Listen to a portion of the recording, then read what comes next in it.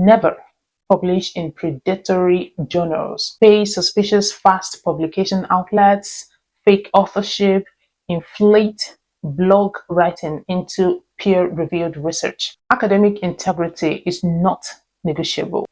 This video today explains what counts as a publication, whether undergraduates can publish, how to build an academic profile without expensive journals, ethical ways to leverage blogs and digital platforms, how publications influence scholarship selection panels. This is not about inflating your CV, it is about strategic intellectual positioning. In competitive scholarship selection processes, academic distinction alone is no longer enough.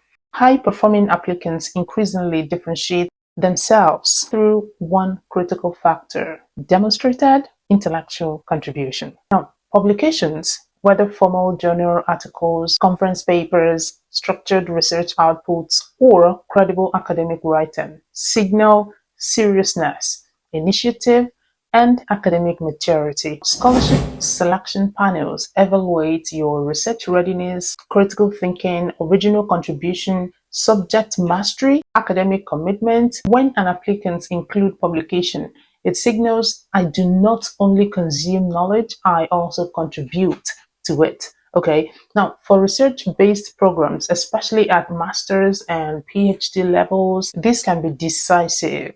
Now, let's move on to what actually counts as a publication. Many students assume publications means only high impact international journals. That in itself, in my opinion, is incomplete, because publications may include peer-reviewed journal articles, conference proceedings, book chapters, institutional research bulletins, structured policy briefs, academic blog essays, undergraduate thesis summaries, research posters, digital research repositories. The key actually is credibility and intellectual structure.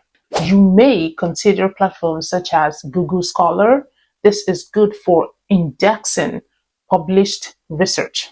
You can look at ResearchGate. This is good for sharing academic work. You can look at academia.edu or Medium, and this is good for structured academic essays. And then LinkedIn, for example, is good for policy focused or research commentaries. Okay, these platforms do not replace peer-reviewed journals, but they do increase intellectual footprint.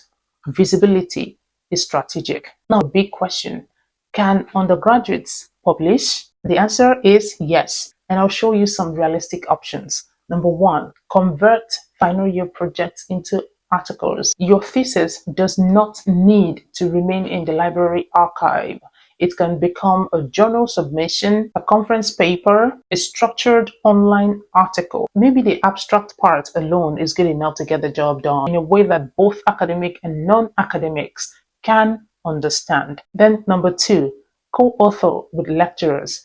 What you do is you approach faculty members involved in research and you ask, can I assist in data collection or literature review? This in itself builds core authorship opportunities.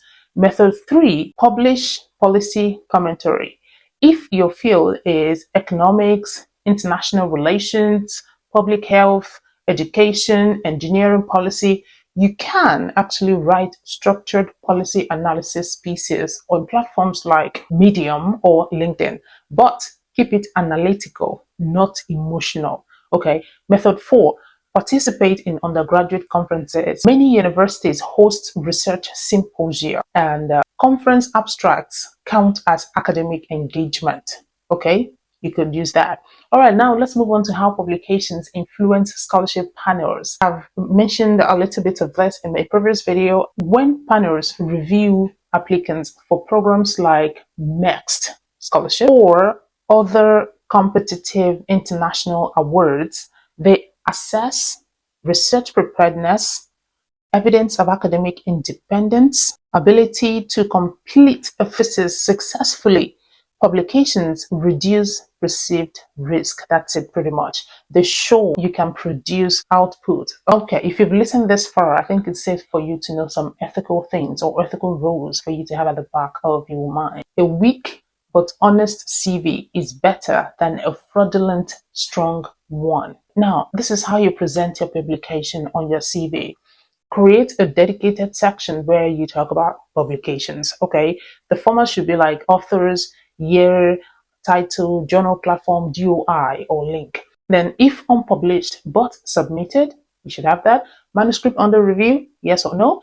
If blog-based academic writing, yes or no. Author, year, title, platform, link.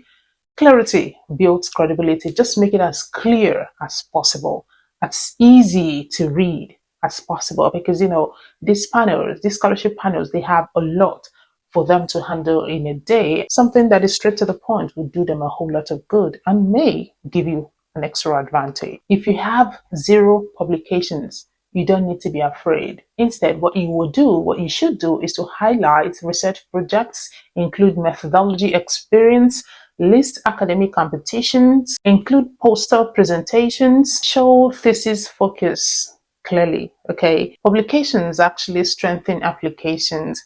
They do not replace academic foundation. So highlighting your foundation is a good one. Lastly, let me leave you with this. Many students underestimate themselves. You wrote a 70-page thesis, you conducted surveys, you analyzed data, and then you buried it? Why? No, seriously, why? Your academic work deserves visibility. You do not need to be a professor to contribute intellectually. Your small wins matter. All right, here is a strategic 6-month plan to help you build academic visibility. Month 1 to 2, you could use it to refine thesis into article draft. Month 3, submit to appropriate journal or conference. Month 4, create professional academic profiles. Month 5, you can publish structured analytical blog article.